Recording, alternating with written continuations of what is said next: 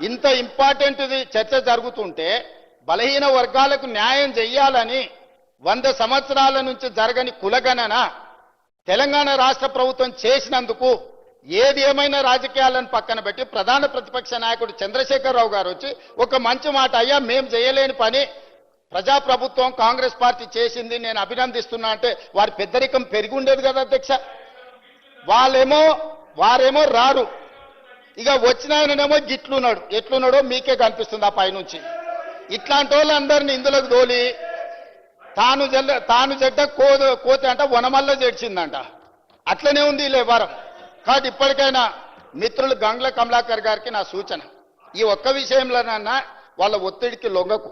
ఏమైనా మంచి షెడ్ ఉంటే నేను చూసుకుంటా, నువ్వేం వాళ్ళకి భయపడకు మిత్రమా. మంచి షెడ్ ఏమన్నా ఉంటే నేనున్నా, మనం పాత మిత్రులమే కదా, నీకు తెలియందేముంది. వాళ్ళ ఒత్తిడికి లొంగకు, వాళ్ళకి ఇష్టం లేదు. వాళ్ళ పోకడలు దగ్గరకెళ్ళి నువ్వు చూసినావు. పర్టికులర్గా కరీంనగర్లో నీకైనా ఎల్రమ్న గారికైనా పొన్నం ప్రభాకర్ గైనా వాళ్ళ పోకడలు ఎట్లుంటాయో నీకు తెలియదా, నేను చెప్పాలనా? కాబట్టి దయచేసి, నాకు చాలా మంచిగా తెలుసు కాబట్టి ఇక్కడికి వచ్చిన, లేకపోతే ఎట్లా వస్తాను నేను? నాకు చాలా బాగా తెలుసు కాబట్టి కరుగాల్చి వాత పెట్టి ఇక్కడ వచ్చి కూర్చున్నా. ఇక నా గురించి కాదు చర్చ. దయచేసి నేను అందరికీ నా విజ్ఞప్తి ఒకటే, ఇదొక మంచి ఉద్దేశంతోనే తీసుకొచ్చిన బిల్లులు. అందుకోసమని రాజకీయ వివాదాలకు తావు లేకుండా, మీరు ఆరోపణలు చేయకుండా మీరు సూచన చేయండి. తప్పకుండా ఆ మాట్లా ఆయన అధ్యక్ష, ఒక అధ్యక్ష ఆ వెనకాల గట్టిగా అరిసేట ఆయన కూడా ఆయనే అధ్యక్ష, ఆసోపతే. అందుకే ఆయనకి ఇష్టం లేదు, ఆయన కూడా అందుకే అట్లా అరుస్తున్నాడు అధ్యక్ష. కాబట్టి అధ్యక్ష, అది కల్వకుంట్ల కాదు అధ్యక్ష, కల్వకుండా ఉంచడం అన్నమాట. ఎవ్వరు కల్వకుంట ఉండాలి. బీసీలు ఓసీలు కలవద్దు, ఎస్సీలు ఎస్టీలు కలవద్దు, మైనారిటీలు హిందువులు కలవద్దు. అది కల్వకుంట చూసే కుటుంబం అధ్యక్ష, అది కల్వకుంట కుటుంబం కాదు. కాబట్టి ఇప్పటికైనా ఈ బిల్లును చర్చ లేకుండా మన సభ అంతా ఏకగ్రీవంగా ఆమోదించి చేస్తే కేంద్ర ప్రభుత్వం మీద ఒత్తిడి తీసుకురావడానికి ఉంటుంది. మేము ధర్నా చేసినప్పుడు రాలేదు, మాకెట్లాగూ మోడీ గారు ఈ విషయంలో అపాయింట్మెంట్ ఇవ్వలే. మిత్రులు పాయల శంకర్కి ఢిల్లీలో మంచి ఇన్ఫ్లుయెన్స్ ఉంది.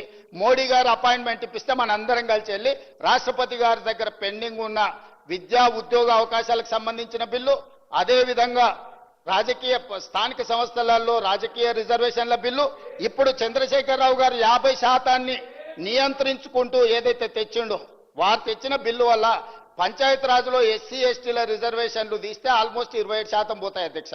ఇక 23% బీసీలకు వచ్చినాయి. అదేవిధంగా మున్సిపాలిటీస్లో కూడా ఆ రిజర్వేషన్లు తీసేస్తే దాదాపుగా 31% బీసీలకు వస్తున్నాయి అధ్యక్ష మున్సిపాలిటీస్లలో. కాబట్టి ఈరోజు గుదిగ బండగా మారిందే 2018లో టీఆర్ఎస్ పార్టీ తీసుకొచ్చిన 50% పరిమితి చేసిన రిజర్వేషన్ల చట్టమే ఈరోజు గుదిబండగా మారింది స్థానిక సంస్థలల్లో. అదేవిధంగా మున్సిపాలిటీస్లో కూడా ఆ నిబంధననే మనకు అడ్డంకిగా మారింది. ఈ 3వ మున్సిపల్ ఇప్పుడు పెట్టిన సవరించిన బిల్లులు కూడా ఆమోదిస్తే ఆ 50% అడ్డంకి తొలగిపోతే భవిష్యత్ కార్యాచరణ మొత్తం పకడ్బందీగా చేస్తాం అధ్యక్ష. నేను మళ్ళొకసారి మిత్రుడికి నేను మాట ఇస్తున్నా సభానాయకుడిగా, చిత్తశుద్ధితోని దీన్ని అమలు చేసుకుందాం. దీన్ని చిలువలు పలువలు చేసి మిమ్మల్ని మీరే అవమానించుకోకండి ఒకరిని ఒకరు. ఎందుకు అని అంటే వాళ్ళు బాగానే ఉంటారు. గంగ్ల కమలాకరు పొన్నం ప్రభాకర్ను అవమానించిన, పొన్నం ప్రభాకర్ను గంగుల కమలాకర్ను అవమానించిన, ఇది బలహీన వర్గాలకు సంబంధించిన ఆత్మగౌరవం అధ్యక్ష.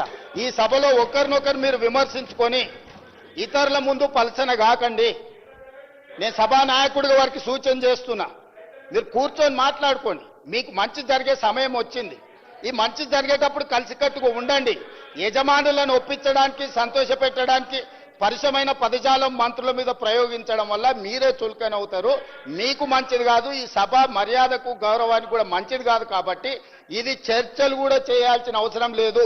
వాళ్ళు చేసిన పాపాలను మేము ఇక్కడ కూర్చొని కడుగుతున్నాం. 50% నిబంధనను తొలగించడానికి పెట్టిన బిల్లులు. దయచేసి చర్చనే లేకుండా గంగ్ల కమలాకర్ గారు ఏకవాక్య తీర్మానం ప్రవేశపెడితే మేమందరం కూడా మద్దతు పలుకుతాం. గతంలో మా నాయకుడు చేసిన తప్పులను మీరు సరిదిద్దుతున్నారు, ఆ సరిదిద్దే బిల్లులకు మీరు మద్దతు పలకండి అని అంటే సభ మొత్తం ఏకగ్రీవంగా వారికి మద్దతు పలకం పాస్ అయిపోతుంది అధ్యక్ష. దయచేసి ఆ దిశగా తీసుకెళ్లమని చెప్పి మిమ్మల్ని కోరుకుంటున్నాను అధ్యక్ష. Please conclude. సార్ ఈ సమస్య తేలాలి అంటే ఇందాక నేను చెప్పినట్టు రెండే మార్గాలు ఉన్నాయి సార్. ప్రధానమంత్రి గారి దగ్గరికి అఖిలపక్షం తీసుకుపోమనండి ముఖ్యమంత్రి గారిని, మా పార్టీ నుంచి కూడా వస్తాం. తప్పకుండా మా పార్టీ స్టాండ్ ఇక్కడ చెప్తున్నాం క్లియర్ గా, we are in support of this bill అని చెప్తున్నాం. రెండోది సార్, ఏదైనా చేయాలి పని అంటే డెడికేషన్ ఉండాలి సార్, ఉత్త డిక్లరేషన్లతో కాదు. ఆ రోజు కేసీఆర్ గారు నేను ఆంధ్రప్రదేశ్ నుంచి పోతున్న ఢిల్లీకి తిరిగి తెలంగాణలోనే కాలు పెడతా అని చెప్పి పోయిండు, సాధించిండు. ఇవాళ ముఖ్యమంత్రి గారు కూడా చిత్తశుద్ధి ఉంటే సార్ వారు కూడా డిసిషన్ తీసుకోవాలా, చెప్పాలా. మరి బీసీ బిల్లు సాధించడో లేకపోతే నేను మళ్ళీ ఢిల్లీకి హైదరాబాద్కి రానని చెప్పి అక్కడే కూర్చోమనండి, జంతర్ మంతర్లు ఆమరణ దీక్ష చేయమనండి. మేము వద్దుంటున్నామా సార్? కూర్చోమనండి గట్టిగా.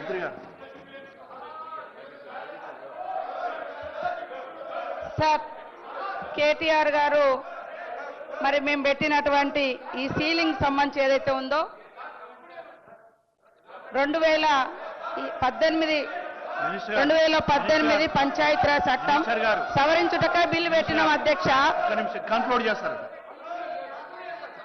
కన్క్లూడ్ చేస్తారా ప్లీజ్. స్పీకర్ సార్ నేను తప్పు మాట్లాడుతున్నానా, అన్పార్లమెంటరీ మాట్లాడుతున్నానా? డెడికేషన్ ఉండాలి ప్రభుత్వానికి అని చెప్తున్నాను. వినే ఓపిక లేకపోతే ఎట్లా సార్? ఇంత ముఖ్యమైన బిల్లు సాధించాలి అంటే, హక్కులు సాధించాలి అంటే ముఖ్యమంత్రి గారు ఆమరణ దీక్ష చేయండి అని చెప్తున్నాం. తప్పే ఉంది సార్? వారు 20 సార్లు అన్నారు. అట్లాగే చివరికి ఒకటే మాట సార్, ప్రధానమంత్రి గారు అపాయింట్మెంట్ ఇస్తలేడు అంటున్నారు ముఖ్యమంత్రి గారు. ఎందుకు ఇస్తలేడు సార్ అపాయింట్మెంట్? ఒకటే కారణం, ముఖ్యమంత్రి గారు స్వయంగా చెప్తున్నారు బహిరంగ వేదికల మీద, ఢిల్లీలో అపాయింట్మెంట్లు ఇస్తలేరు, ఇస్తే చెప్పులు ఎత్తుకపోతారేమో అని చూస్తున్నారు అంటున్నారు. ఇట్లా మాట్లాడినాక అపాయింట్మెంట్లు వస్తాయా సార్? అందుకే ముఖ్యమంత్రి గారి భాష మార్చుకోండి, బుద్ధి మార్చుకోమని చెప్తూ మా పార్టీ సపోర్ట్ తెలియజేస్తాం.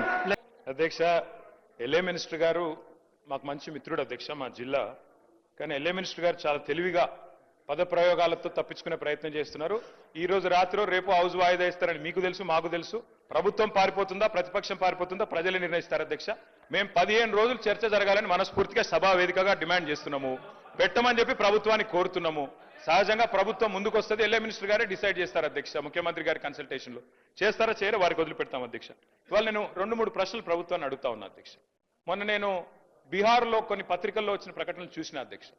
తెలంగాణలో బీసీ రిజర్వేషన్లు అమలైపోయినాయని చెప్పి బీహార్లో ప్రకటనలు ఇచ్చారు. ఇదెక్కడ చూద్దాం అధ్యక్ష? అసలు ఇక్కడ రిజర్వేషన్ల గురించి ఇక్కడ చర్చ జరుగుతుంది. బీహార్లోనేమో ఎన్నికల ప్రకటనలు ముఖ్యమంత్రి గారు అట్లాగే డిప్యూటీ సీఎం గారు ఫోటో పెట్టి బీహార్లో మరి ఇక్కడి డబ్బంతా తెలంగాణ ప్రజల డబ్బు తీసుకుపోయి బీహార్లో పెడితే ఏమొస్తుందో మాకైతే తెలియదు అధ్యక్ష. మరి తీసుకుపోయి ప్రకటనలు అక్కడ ఇస్తా ఉన్నారు. మరి ఇక్కడ రిజర్వేషన్లు పాసే కాలేదు, పాస్ అయిపోయినట్టుగా మరి అక్కడ చెప్తా ఉంటే మాకు ఆశ్చర్యంగా ఉంది అధ్యక్ష. అట్లాగే అధ్యక్ష ఇంకో విషయం, న్యాయ సమీక్షకు నిలబడని జీవోలతో ఎట్లా బీసీల జీవితాలు మారుస్తారో చెప్పాలి అధ్యక్ష, ప్రభుత్వమే చెప్పాలి. అట్లాగే నేను అడుగుతా తెలంగాణ రాష్ట్ర సమితిని